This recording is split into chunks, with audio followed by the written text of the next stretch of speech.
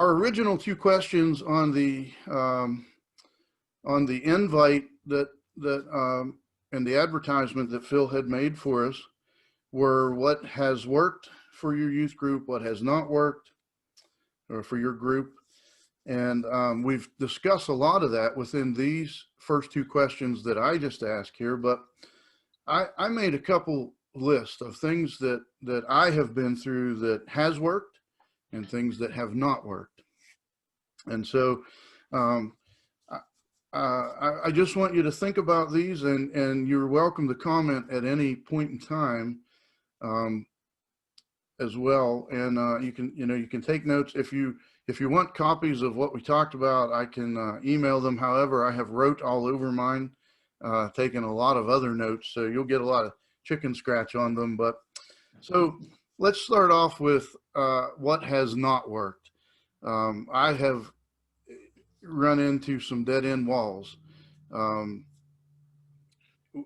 in this with the youth. You know, when I started out 5 years ago at United, we had about 6 or 7 kids that were coming to youth group, and they were what we would call the church kids, church families. And you know, they didn't all come every night. There was nights that I would get there and none of them would show up. And I kept looking at it thinking, what can we do to make them want to come, to make this a priority? And if you haven't noticed that, young people don't really put youth group or church as a priority, especially in the non-church families. Maybe I'm seeing that even more now in the church families, that church is not a priority anymore. If there's nothing else going on Sunday morning or youth night, whatever night that is, or Wednesday night, then they'll come. But if there's one other thing, something else, and you probably see it too, sports is a big thing. With our kids, when school sports start, and recently they don't really end. When they get really started, they're in every one of them, and they're constantly at games every night of the week, practice every night of the week, even on Sunday mornings now. And you know, without the parents' help on this, it's almost impossible for us to reach these kids that this is what they do. This is their priority. This is their life, is sports. But anyway, so back to, you know, when I first started, I saw these, they were the church kids, and they're not coming all the time. You know, once in a while they would come, and it was funny because if one of them couldn't come, then none of them would come.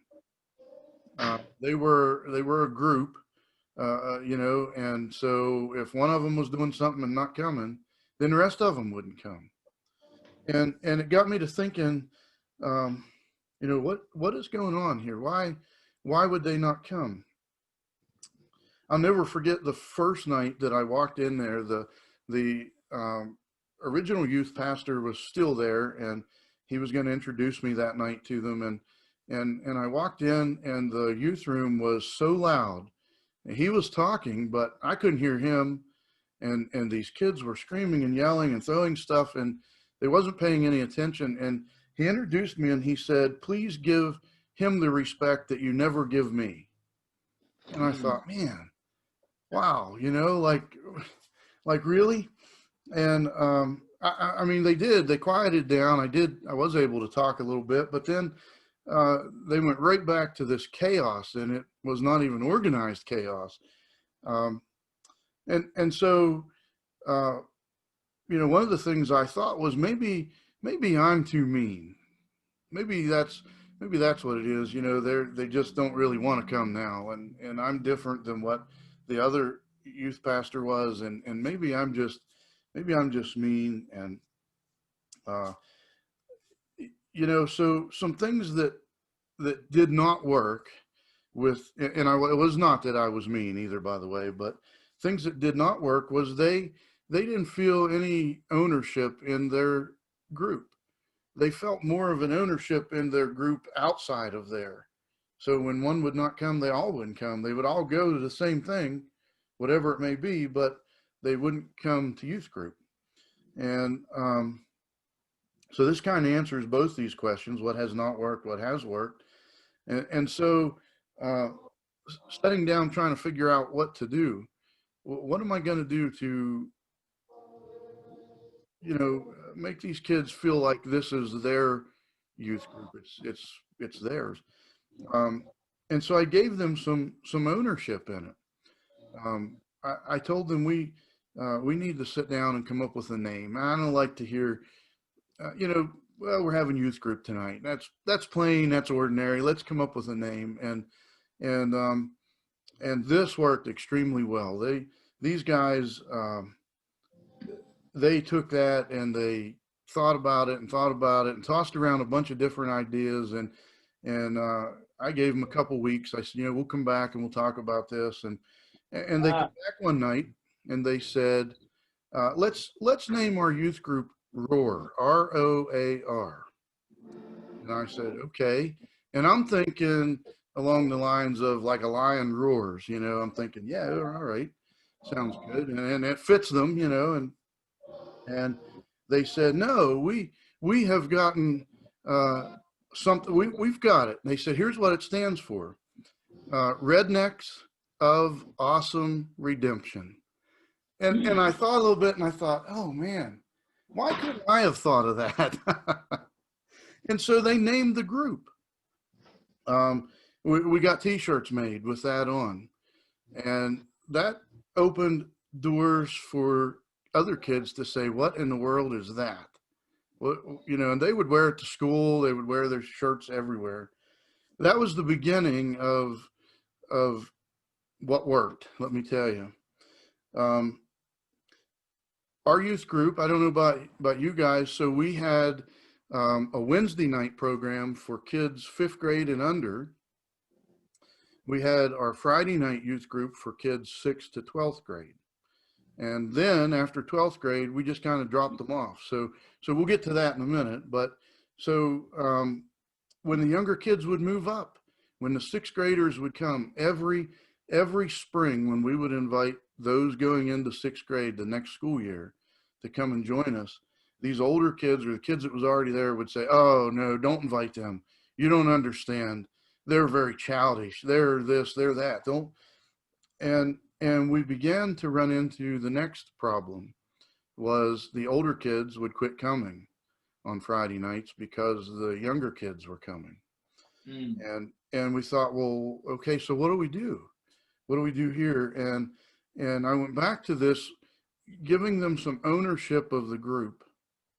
And I come up with what I call a core group. And what their purpose is they kind of make the plans. They meet once a month or once every other month or however often they need to. They kind of make the plans for youth group, kind of aim the direction it goes in, the things they would like to see us do, and we work together and try and put that together. And now you have to be careful, because they'll take it down the wrong path if you let it as well. But this worked extremely well because we got those older kids to come back. And what they were doing is they were going to one another's house and having a movie night on Friday night when it was Wow. youth time. And so they didn't want to deal with these younger kids. And so we got them to come back because, wow, all of a sudden now they had some control and some say in what their youth group was doing. And then, we did talk about, well, how about when you was in 6th grade? Do you remember any kids that was in youth group? And, well, yeah, and they did this and that. Well, did they leave because you were there? Well, no, and so that worked. Something else that I found that did not work was I came into this thinking, oh my goodness, we got to have Bible study with them, and it's got to be long and intense, and we've got. But you know what? more than 20 minutes, if you go more than 20 minutes with a Bible study, they're gone. They're on their phones, they're talking to each other, they're off, they're gone. You can't keep them longer than that. My wife added a couple of things in. She really wanted to be here this morning, but she may make it here late. But um, something else that we found was if you didn't have food, food is a big attraction. Um, and we found some kids that was the only meal they got that day, especially when school was out. We don't always have a full meal. We usually have chips and some soda, whatever. Um, but we found that if we didn't have anything, they were disappointed, and they if they thought we weren't going to have food, maybe they wouldn't come back, and a lot of them didn't. Something else that did not work in the church was a big part of this was splitting the age group.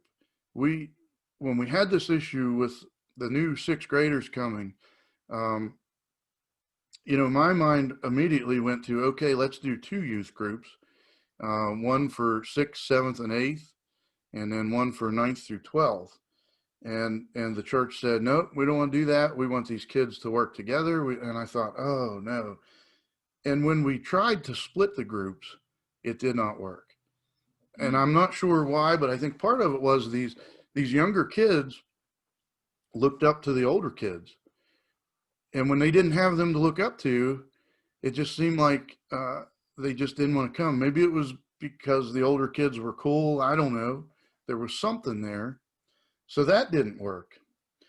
And then one other thing that I thought of that did not work was having parents help. We do use parents to help occasionally, but not all the time. And so I had kids say, if my mom's going to be here, I'm not coming. If my dad's going to be here, I'm not coming. And I get that. I get that. And these were kids that were family oriented kids, but they wanted to have that time away on that Friday evening to do whatever we were going to do. And so I used to invite anybody in the church that wanted to help to come help. And I quit doing that. I have, 4 or 5 people that I know that I can count on if I need them. Some of them come every night, but they're not parents. And that seems to make a difference as well. And then to go into some of the things that has worked, and this list is long. We can go a long time on this. I'll try to just touch on each one of them, and then we can come back and talk about them, and then you guys can add in your, what you have seen work, what didn't work. But some of the things that has worked that has been a tremendous help to me is a praying church behind us. I hear this Sunday mornings, Wednesday night Bible studies. Even if I am just hearing somebody somewhere praying, that a lot of times their prayer involves praying for the youth of the church. And I can tell you that makes a huge difference. That's probably, well, I know that's a better support than if they were to give money. And so a praying church makes a huge difference. You have to have a church that wants youth. In our area, we have a number of churches, but they're all older people, and they're okay with that. That's what they don't want kids there. And so you have to have a church that wants youth, that wants to reach them. And then obviously the support of money and food and all that other physical stuff, that's needed as well. We do have a number of people that on a regular basis, monthly, send checks to the church and marked for youth group. And the community, not just the church, but the community around us, even if they don't go to church or go to another church, they support the youth ministry of this church. And so that is a huge help as well. something else that is a huge help is youth leaders that is their calling, is to be a youth leader. Um, that have you ever had somebody say, "Well, I want to help with youth group," but it's obvious that's not their calling to work with the kids. And so, youth leaders that allow God to work through them, that allow Him to speak through them, that's a tremendous help. Oh my goodness. Um, and then our church has been blessed. We have been able to purchase a bus. We used to jump in a bunch of vans. Parents would drive. We would pile kids in vehicles and take off and go places. And we began to grow. When we had 6 kids, that was okay. We began to grow.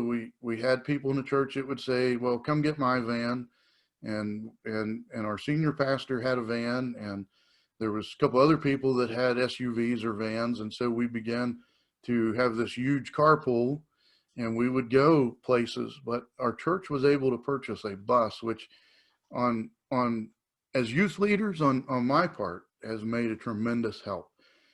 Made it a lot easier to go places. Now, I'm not saying that these things are needed or that this is needed, but it is a help.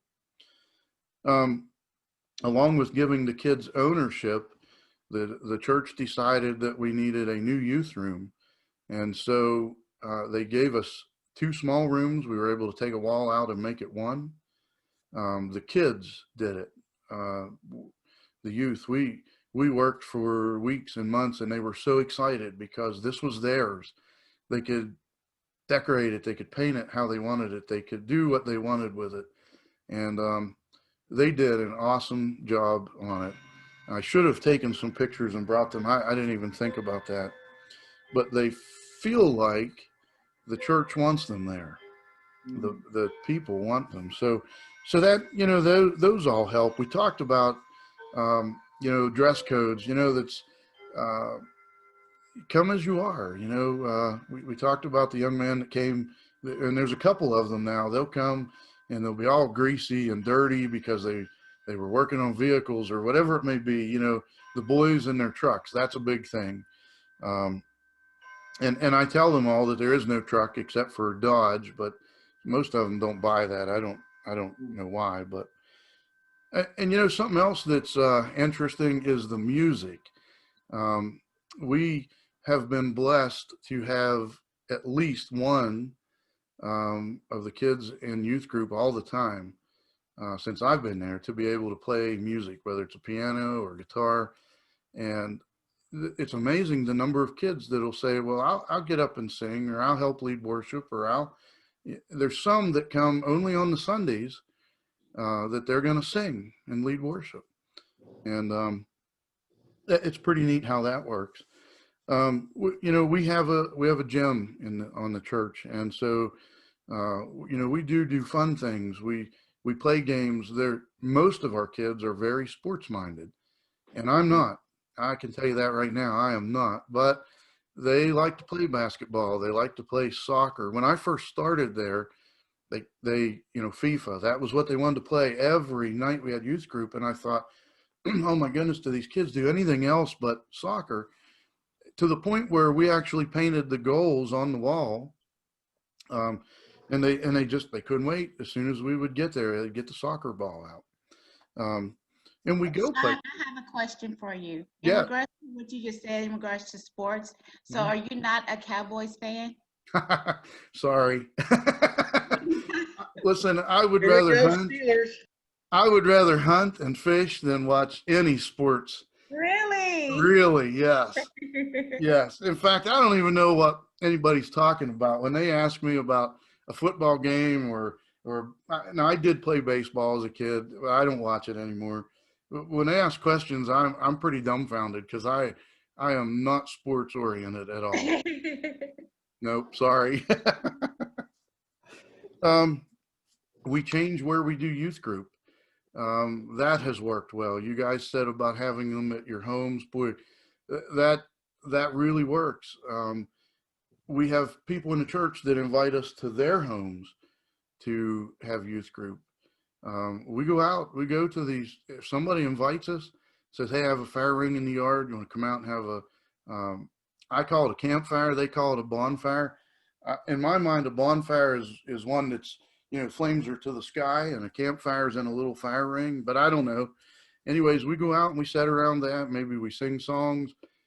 We do play games, we have our 20 minutes of Bible study, or 15 minutes. Sometimes it's 5 minutes.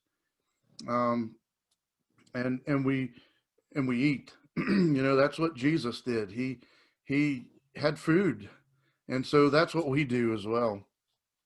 Um, we gave them ownership of the group, though, and that has worked tremendously well, because it makes them want to be there because it's theirs. That's probably been the number one thing that has worked there. So any thoughts on that, or questions, or anything anyone wants to share on those? I have something.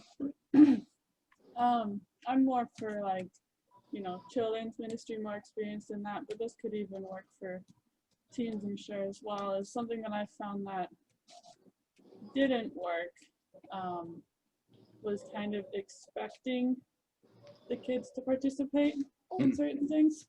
Like, you have these things you want them to do, and they'd be beneficial and stuff, but if they were kind of standoffish, and you'd find yourself getting frustrated if they wouldn't participate.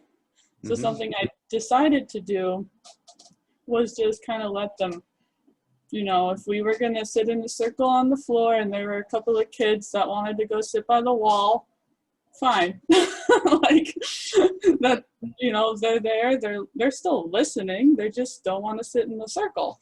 And in me telling them, it's like, okay, it's okay if you want to sit over there. And then I'd kind of, if we were going to do an activity or whatever, it's like, do you guys want to come and join us and write on this? And they might say no, but if they realize, okay, I have an option to do this, like, it's okay if I don't, I found that it can kind of get them to want to participate, because they're not being forced. Yeah, because they're not being forced to do it. And I'm sure that could be the same for teens. And so yeah, it's just kind of a changing your way of thinking of, like, okay, like, this activity would be really beneficial for them. It's a biblical activity, all this stuff. But if they're being forced to do it, then will it really do any difference for them? Right. So yeah, this is something I have. That's very true. And I didn't think to say that, but we, over the years, our youth group has grown. The first lock-in that I had at the church, we had 80 kids show up, and I had no idea what to do. You put 80 kids in a church gym, and nobody can move. Did you ever smell the gym after you have 80 kids in there? Oh my goodness. Me and the other leaders that were there, we got to have a meeting quick, and we sat down and replanned the whole night. It was awesome that they came. One of the teachers in the daytime had called and said, from the school, and said, hey, just wanted to maybe fill you in. There's this buzz going around the school about this lock-in. And I hope you're prepared, because there's a lot of kids. So I'm thinking 20. We had 80. And I didn't, oh man, I really thought it was a disaster that night. And it really wasn't. Those kids couldn't wait for the next one. But just like you said, so not all kids are sports minded. Not all kids like to play the games that we play. We get new kids. Last night we had some new kids that came, and they sat along the wall in the gym and watch as the other kids play. And if I'm not playing, I'll go over and sit down beside them and just kind of talk a little bit. We'll get to know them a little bit. And it just opens a door. like you said, it's okay that they're not participating. And when they see that you're not going to say to them, you have to play, you have to participate, um, like you can see that tension relieved from them. Very much so, very much so. John, I have, what's really been successful so far for us is when I started the group, I know how busy kids are, you know, even working with the high school kids, but I made it a point to tell them that I know how busy you are. So we meet every other week because I give them homework. They actually do work in the 2 weeks. They read, and they are reading because last week when we had our meeting, the kids were responding by what they read. And I understand because we have some kids that are in college and high school, how busy their schedules are. And they seem to appreciate, you know, meeting every 2 weeks. The other thing that I do is I always want the church to know what's going on. So in the weeks that we don't meet, I advise them, you know, what we're doing. You know, we're adopted a senior care facility for Christmas. Mm-hmm. We're providing gifts and Christmas cards and bird feeders for this facility. And the weeks that we do meet, and the kids have all responded well. They get up and they share what they're learning with the church body. And it's great because the church sees what's going on in their classes. They talk about, you know, what they're learning, you know, they're just sharing it, you know, and I opened it up to them the other night and I told them, you know, if you didn't feel comfortable, but I said, you know, when we're done with the study, it would be nice if, you know, a couple of you got up and said, you know, what we learned, and maybe it's a favorite scripture that what it means to you, and they're going to think about it. And also we are coming up with a name. I'm throwing a prize out for the kids, whoever comes up with the name. And I haven't told anybody. I wouldn't even tell my wife because she says maybe I'll come up with the name. But they're all thinking about the prize. And one of the nice things is my daughter has a boyfriend. They've been dating for a while, but he really is enjoying the Bible study. And he said that he felt that this is what he was missing in his life, you know, and my daughter bringing him into this group. And he is one of the biggest responders in the group. And last week I knew he read the book, you know, because he was reading it. And I mean, it's such a joy to see that they know they don't have to think, oh man, next week I got to get ready for my Bible study.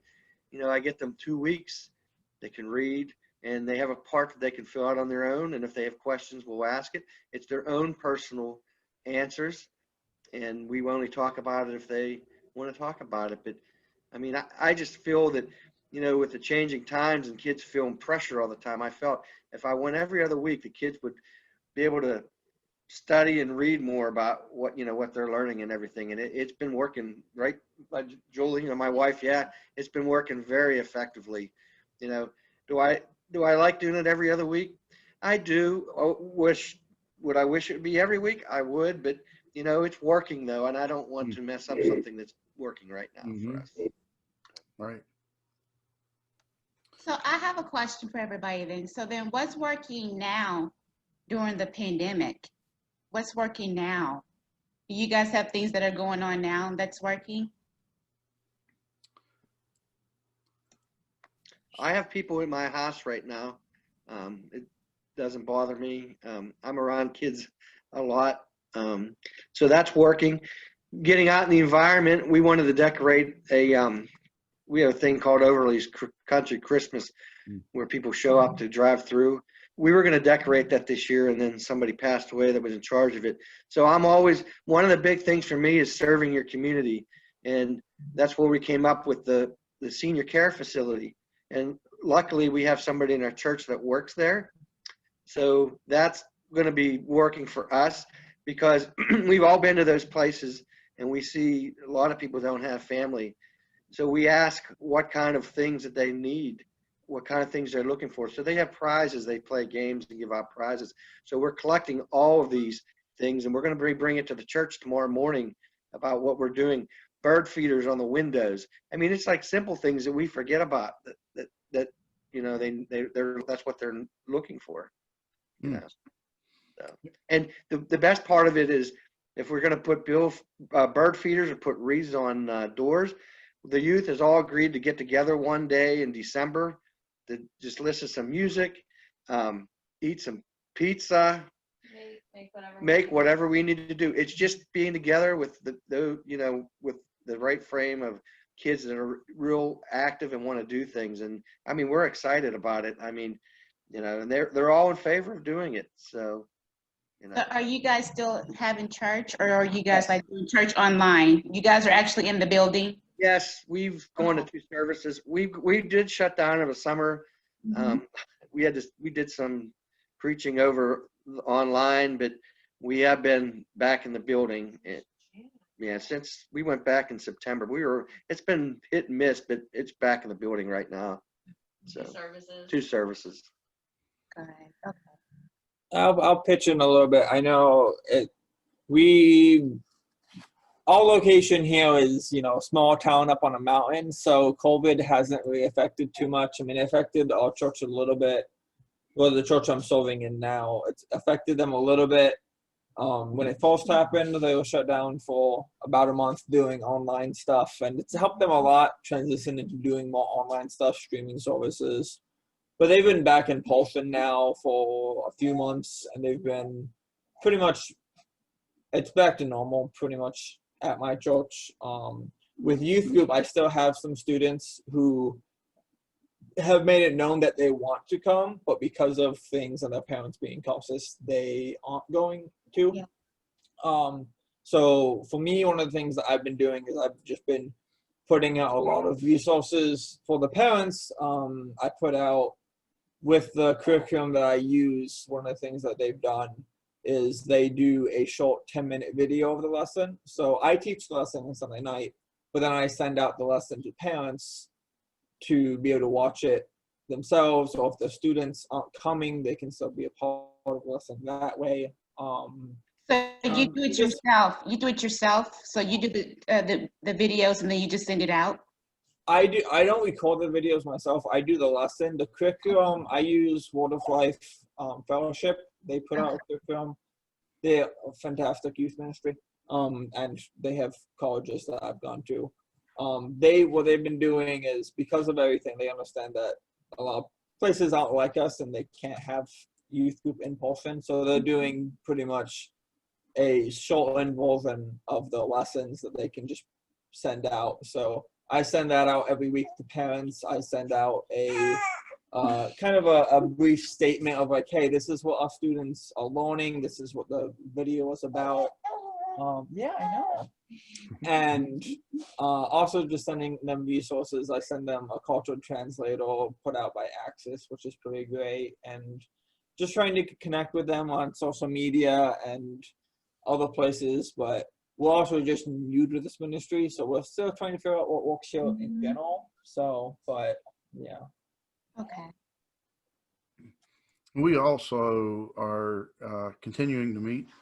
We did shut down for a short 2 months, I think. The whole church was shut down. We tried to meet on Zoom, and that worked for a couple of weeks.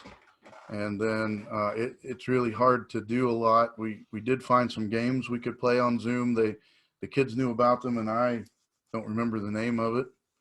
But that was okay for a couple of weeks, and then it just kind of fizzled out. And then, I say this, and I know we have to do what we're told to do, but I really, looking back, I'm thinking, man, I wish we would not have stopped youth group, because the kids found other things to do on Friday nights.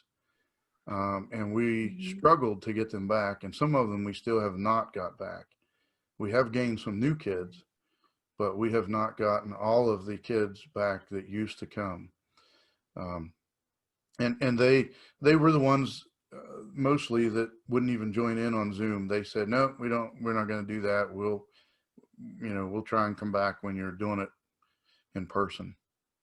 So, that is still a struggle, but we are back to not normal, but we're back to fairly normal anyways.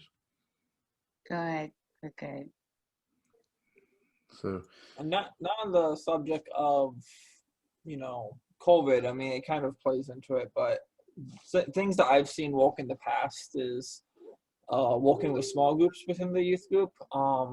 With the church I did previously and the church I'm working with now, one of the things that we would do is we'd have, a nice short, 20-minute lesson. Sometimes I'd go over, but the aim was to do a 20-minute lesson, but then we'd move into small groups where we'd separate into a couple students per leader would go in and just spread out throughout the building and have a time to just connect, talk with each other. And also the leaders had discussion questions about a lesson, ways that the students could apply it and walk through it on the weekly basis. And working with small groups, especially with not this church, I'm still trying to get a good leader base and get some good leaders involved. But my previous church, I had a great number of leaders that all were very diligent about not just, connecting with the students in the small group on Sunday nights, but reaching out. And I always try to encourage them to be, hey, shoot at least one, at least your students, at least one text during the week and say, hey, I'm praying for you, how's this going, or stuff like that. So working on just kind of relationship building and putting it into youth group in that way is one thing I found that works pretty well. Gotcha. Okay. Good. Amazing. So my wife has joined us here as well. She's back. Let me see if I can get her in the picture here. The beautiful Jennifer. Whoops. Hi, Tamika. Hang on. There we go. You've been my lifesaver, girlie. So don't anybody say anything bad about her, Phil. She's here now, so you have to. I'm just kidding. It's good to see her. Tamika, I really would like, I know you can't do this time, but I would really like to do this again and have you talk about your ministry to the girls that you are ministering to. I've never been around pageants. And I think that's a whole different Totally different ball game. It is. I'm thinking too, Fort Worth, you probably are experiencing different interactions with parents. And I would like to hear about that too. So I'm putting I think you can teach us something On that. Well, absolutely. It'll be my pleasure. My pleasure. I already texted Sean and asked permission to ask you that. Yeah, I worked with the Miss USA team pageant. And also I work behind the scenes with the Miss America pageant. Get out. And so, yes. And so, but the reason why I do it though, is because there are so many girls right now with low self-esteem. And so that's why I feel like my ministry is more towards teenage girls. When they hear my story, my testimony, then they are blown away. So it's like, I am a perfect example that you can do and be whatever you want to be, or whatever God has called you to be. But that's another thing. I feel like a lot of times we tell our kids that, oh, you can be anything you want to be. Yeah, but first you got to be who God has called you to be, And I feel like a lot of times that they go on this path trying to figure out who they are because mom says I can do this, dad says I can do this, but what is God saying? So Amen. But our generation right now, this generation, I feel like they are all off track. They are all off track. And so I try to do whatever I can, to bring them back in. And so as you can see that what gets the girls' attention is beauty and glam, right? So the bling and all that stuff. So I'm here to let them know that you can still be a Jesus girl. You can be a Jesus girl and still bling it and still rock it. So yeah, that's my mission. And so and a lot of girls, they don't understand that, because I know that right now, going to school, going to college, it costs a lot of money now. But a lot of people don't realize that being in pageants, I mean, that's a good way to get in. They give you scholarship money. You know, there's all kinds of, you know, things that you can do with it. So I even pushed it in that, from that aspect as well. But I teach you everything. I do, I'm also a Mary Kay girl, do Mary Kay. So with the teen pageant, they literally have to do their own hair and makeup. So it's like me just teaching them, you know, glamour class, how to be a classy Jesus girl, put it that way. Love God. We. And you don't have to be no pole dancer, right? You don't have to be out in the streets and selling your body. No. Bring that back on in. Wow. So, yeah. Awesome.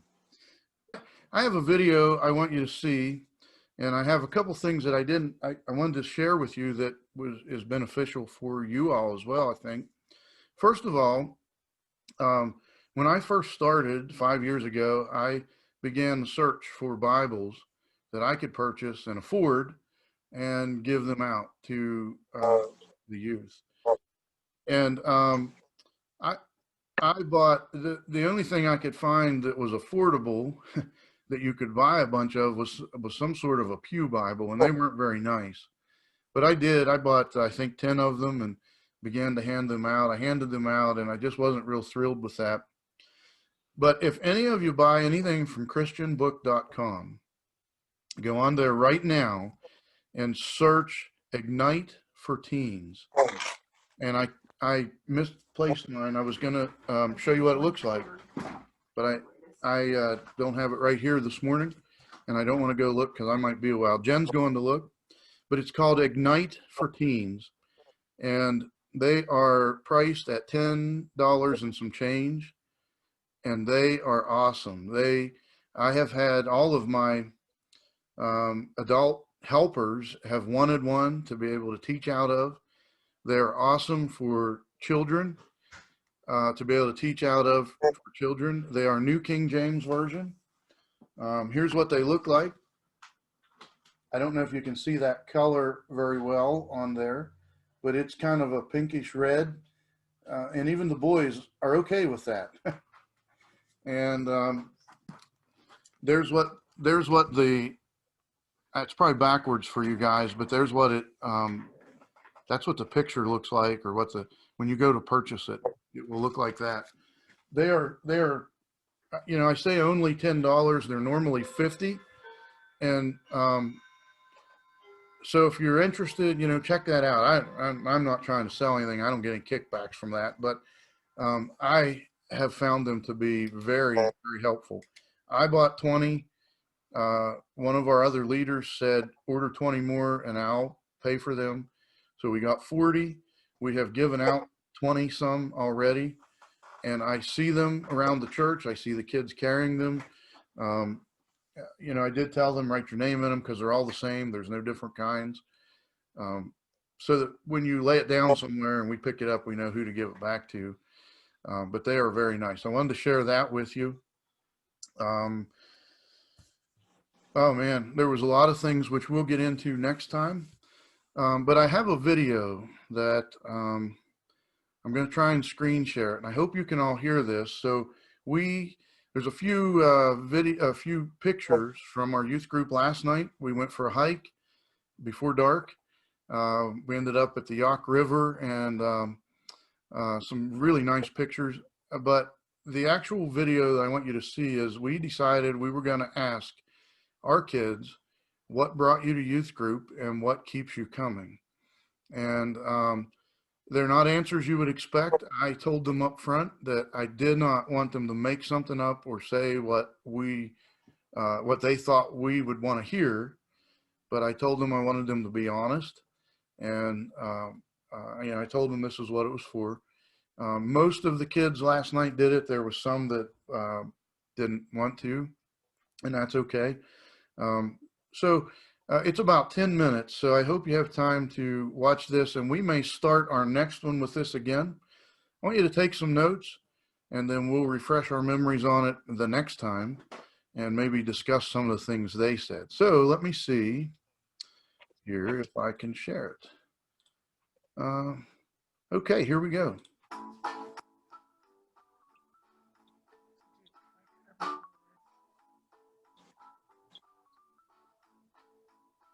I think you got to turn the volume up.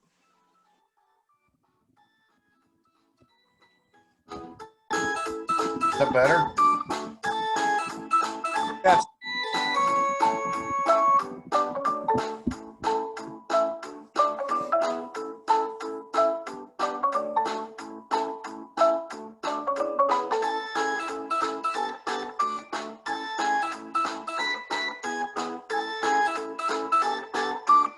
She was having a birthday, so we were all pointing to her.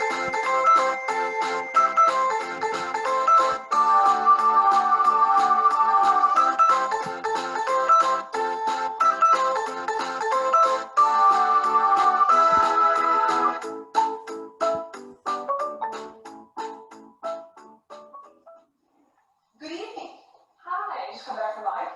Yeah. You got back. Got dark too soon. Okay. Would you please tell the audience your name? Emma Gallatin. Emma Gallatin. Okay. Where are you from, Emma? Norwalk area. Oh, so your sister said she was from Acme. You're from Norwalk. Do you live in the same house? Okay. We have two questions to ask you. All right. Why do you come to youth group? Well, I come to youth group because I'm cyber school, so I don't get out a lot, and this is a great place to meet friends. And Okay. So that's why you keep on coming then. yeah, because all my friends are here. Okay. So We see you a lot too. We see you a lot. can't get rid of me. Okay. Well, thank you very much for your input. Okay, thank you. It's nice to see you tonight.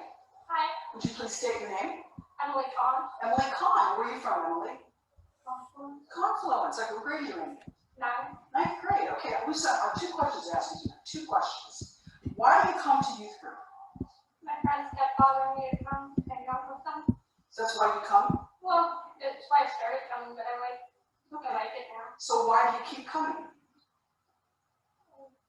It gets me out of my house. I get to do something fun and probably more helpful than hanging out in town. Okay, good job. Okay. Thank you very much. Okay. Nice to see you again. Yes. Would you please share your name with the audience? Yeah, my name is Joseph C. What's your real name? Kozlowski. What? What's your real name? See, I know you, that's not your real name. What is your real name? Yeah, it's Christopher Kozlowski. So. Okay, and you're also 15 and in your 10th grade. Everybody else is here. Okay, Christopher, I've got some questions for you. All right, so think about it. Be honest, tell the truth. Don't be nervous. Be nervous? No. I don't think so. Okay. Yeah. Why do you come to youth group? The people. I like the people. They're pretty chill and nice. Okay. Yeah. And what keeps you coming? The people. Okay. The people are nice, yeah. Okay, you have a lot of friends here? Yeah. Okay. Friendly guy. Thank you very much. Have a good night. It's good that you can come tonight for this interview. Good to see you. Good to see you too. Would you like to tell the audience your name? I'm Celine Gowton, Celine Galton. Where are you from, Celine? Acme. Acme, Pennsylvania. Okay, nice place. I'm from Connellsville. Good place. Okay, why do you come to youth group? Well, I come to youth group because I like seeing my friends, and I also like to learn about new things that go on. Great. So what keeps you coming? Keeps me coming is probably all the stuff that we do, like the stuff that we learn about too, and the places we go. Okay, good. You're a good group of kids, right? Good job. Okay, well, thank you very much. Thank you. Thank you very much. See you tonight. It's so good to see you too. Thank you so much. It's good to be seen. Yeah. Would you like to tell the audience your name? I'm Paige Lane. Okay, so, and you don't go to Turkey, but you go to Rockwood. Okay. Yeah. You're also how old? 15. And in 10th grade. well, that's a lot of people here. Okay. Well, I have two questions for you.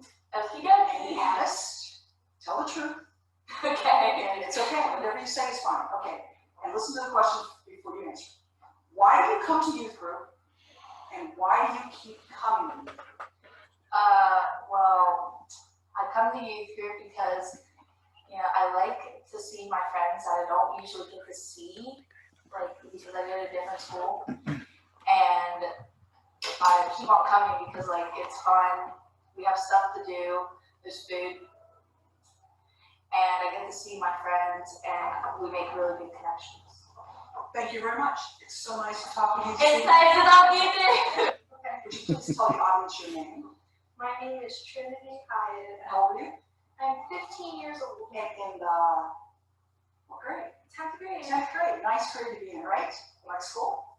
No. You like school? Nobody likes school. Okay, I got 2 questions to ask. Okay. Be honest. Okay. Tell the truth. Right. Do the best you can. Okay. We'll try to finish all the questions. There's 2 questions, but they kind of go together. Why do you come to youth group, and why do you keep coming? When I first came to youth group, I think it was because, it might have been because of Savannah, which she was like, hey, you should go to this really cool place where we can hang out more. And I was like, oh, okay. And then I just kept coming because of more friends coming, and it was a lot of fun to be here. And yeah. We used to come Wednesday night kids. Is that Savannah too, or not? Oh, really? Okay. Okay, so that keeps you coming. You don't come enough either, volleyball. I'm sorry. So it's good to see you. Thank you so much for this interview. Thank you. Okay. It's your first time coming to youth group. This is awesome. I've seen you at church lots of times. I know you said you were a little kid. But, so what made you come tonight? Friends convinced me. Your friends convinced you? Okay, good. Was it hard to convince you to come? Not really. Okay, you know everybody here, right? They're pretty nice. They're pretty cool. They're nice kids. Yeah. Okay. Well, hope you keep on coming back. Yeah, I will. That was the second question, but since you haven't come back, we can't ask you what keeps you coming. This is your first time. So I hope this isn't your last time. Probably not. Okay, great. That's awesome. Would you have to tell everybody your name? Yeah, tell the camera your name. I haven't called. Gavin Call. Okay. Well, thank you so much, Gavin, for this great interview. Okay, we'll see you later. All right, bye. I'll see you tonight. Thank you for agreeing to do this interview. Would you please tell the audience your name? My name is Stephen New, And where do you live? Fort Hill. Fort Hill, that's a great place to live, isn't it? Mhm. It's not bad. Okay. We have 2 questions. You're not nervous, are you? No. Okay, you sure? Yeah. Okay. We have 2 questions for you. So you have to answer as honestly as you can. Okay, it's very important. Okay. Number 1, we'll mix them together. This is the question. Why do you come to youth group, and why do you keep coming to youth group? Well, why do I come? Yes. Because I get to hang out with friends, people that are church going and are like family, you know? Okay. It's a way to get away from the outside world and to enjoy with fellow friends who believe in the same stuff. Believers that love the Lord. Yeah. Okay, you're kind of like-minded. Because it helps to like get my mind off of the world and outside things. I come here. It's something we need to right now, don't we? Yeah. So that's what keeps you coming to. Okay, good job. Well, thank you very much, Stephen. Good to see you. Okay, we have here a PK. You don't know what they're like. PK? Preacher's kids, right? You know that, yes, yes. I'm innocent until proven. Okay, we know how guilty you are, but that's all right. Okay. Would you like to state your name, please? Hi, my name is Matthew, and I'm an alcoholic. Oh, wait, that's the wrong meeting. I'm sorry. My name is Matthew Roberts. And you must be related to somebody on this team, is that right? Yeah, I'm related to Sean Roberts and Jen Roberts, and I would assume you're their pride and joy. I'm their favorite child. I thought so. Yeah, I've always heard that. So yeah, that's great. That's great. And your sister's not your favorite child. No, she's a chipmunk. She's annoying. Yeah. Why do you call her chipmunk? She got her wisdom teeth out today, and she has like gauze in her mouth, and so she's like. Okay, just as okay, good. Okay, she acted kind of crazy after the. No, that was disappointing. She was like so docile about it. That's too bad. That's too bad. Well, Matthew, you know what the questions are, so we're going to ask you. Be honest. I know your mother's right behind the camera, but it doesn't matter. Pretend she's not there. Okay. So why do you come to youth group? And don't say because you're forced to. Okay, you can't use that answer. Why do you come to youth group, and what keeps you coming? Well, I grew up in church with my. Well, I didn't have a choice in coming to church whenever I was growing up. And wait, and I'm going to add that he was so cute. He was a baby. Just a cute little fella. I grew up in a church and so I didn't have as much of a choice in coming whenever I was younger, but as I grew older, it sort of became a part of like more who I was than just me coming just because my parents told me to. And it's a great time to get away from like the outside world and to be able to join with fellow believers and just something that's more calm. I get to hang out with people that I might not see everything. I'm from Normanville, so obviously, like, I don't get to see the kids from church like in Rockwood as much. So. I also understand you play the guitar. Yeah, sometimes. Do you share your talents with church a lot, Matthew? When I'm forced to. Okay, I see. Okay, I see. We'd love to hear you play more often. Okay, but that's, okay. Yeah, I think you would, it would be a good testimony if you would play at Praise Team. It'd be awesome. No. I think it would be. Don't you think, Kathy? It would be great. No. We hope that you do and think about that. So, no, it's so nice to be here. Okay, yes, thank you so much.